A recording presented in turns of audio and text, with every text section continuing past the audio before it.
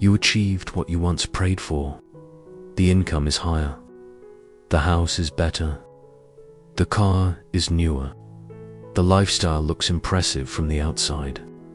Yet somewhere inside, a quiet voice still whispers, not enough. Why? Why do you still want more money, more status, more possessions, even when you already have more than you once thought would make you happy? The answer is not that you are greedy. It is that you are human. From a survival perspective, the mind is wired to seek more. In ancient times, more food meant survival. More resources meant safety. More allies meant protection. The drive for more kept our ancestors alive. That same drive still operates within you, but now it attaches itself to numbers in a bank account and objects in a shopping cart. The nervous system does not know the difference between survival and status. It simply reacts to perceived scarcity. Even when your life is comfortable, your mind scans for gaps. It looks for what is missing instead of what is present. This is the first truth. Desire expands faster than achievement. There is a psychological phenomenon where once a goal is reached, satisfaction is temporary. The mind quickly adapts to the new normal and raises the standard. What once felt luxurious now feels ordinary. What once felt extraordinary becomes expected. This constant adjustment keeps you chasing a moving target.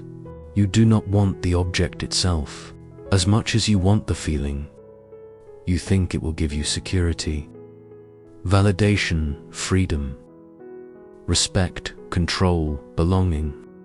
Money becomes symbolic. It represents power over uncertainty. Material things become signals. They communicate identity and success to others. Without realizing it, you begin to measure your worth through accumulation, but worth cannot be stored in a bank account. There is nothing wrong with ambition. There is nothing wrong with building wealth. Money can create comfort, opportunity, and impact. The problem begins when accumulation becomes your primary source of identity. When your sense of self rises and falls with numbers, you will never feel stable. When your happiness depends on what you acquire next, peace will always be postponed. Many spiritual traditions have warned that attachment creates suffering, not because wealth is evil, but because attachment binds your emotional state to external conditions. When your peace depends on something you cannot fully control, anxiety follows. Ask yourself honestly, if your income doubled tomorrow, how long would the excitement last? A month? A year? Eventually, your lifestyle would adjust. New expectations would form, and the voice would return, asking for more. This is not failure. It is adaptation. The mind confuses growth with accumulation, but true growth is internal expansion, not external possession. The deeper reason you still want more is comparison. Even if you do not consciously compare yourself to others, you are influenced by a culture that constantly displays curated success. You see highlights, not reality. You see outcomes, not struggles.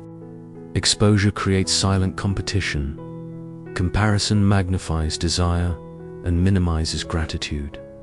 Gratitude is not a soft concept. It is a neurological training process. When you intentionally focus on what is working, what is stable, what is sufficient, you retrain your perception. You begin to notice abundance instead of absence. But gratitude alone is not enough if your identity is still tied to achievement. 1. Ancient philosophy taught that freedom comes from distinguishing what is within your control and what is not. You can influence effort, discipline, and character. You cannot fully control markets, opinions, or outcomes. If your contentment depends on uncontrollable variables, you will always feel unstable. Contentment is not the absence of desire. It is the absence of dependency. You can pursue financial growth while remaining emotionally independent from it. That shift changes everything. Ask yourself a deeper question. Who would I be if I stopped trying to prove anything? Much of the hunger for more is driven by unspoken insecurity, a need to be seen as successful, a need to silence self-doubt, a need to justify your existence through productivity. But existence does not require justification. You were valuable before your first paycheck. You were worthy before your first achievement. No amount of material gain can permanently fix a wound rooted in self-doubt. If you chase money to escape insecurity, you will never earn enough. If you build wealth from a place of grounded purpose, it becomes a tool instead of a master. Contentment begins with redefining success. Instead of asking how much more can I earn, ask what kind of life do I actually want to live? What pace feels sustainable? What relationships matter most? What experiences bring meaning beyond status? Often, the life that truly satisfies you costs less than the one you are trying to impress others with. Simplicity is not regression. It is clarity. There is a powerful difference between growth and greed. Growth expands your capacity. Greed expands your anxiety.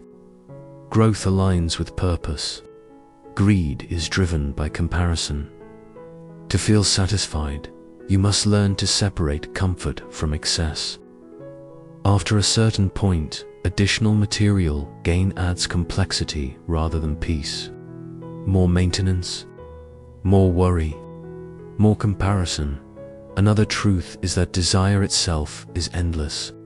If you wait until desire disappears to feel content, you will wait forever. Instead, practice contentment in the presence of desire. You can want more while appreciating what you have. You can improve your financial situation while recognizing your current stability. Contentment is an internal skill. Create daily rituals that anchor you in enough.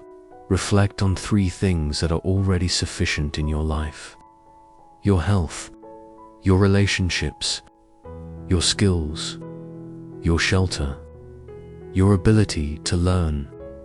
When you consistently acknowledge sufficiency, the nervous system relaxes. Also evaluate your inputs. Constant exposure to advertising and curated lifestyles fuels dissatisfaction. Protect your mental environment. Limit comparison triggers. Create space for silence and reflection. True wealth includes time, autonomy, strong relationships, physical well-being, and peace of mind. If money is increasing but these are decreasing, the equation is flawed. One ancient teaching suggests imagining losing what you currently have, not to create fear, but to restore perspective. When you realize how much you would miss your current life, appreciation deepens.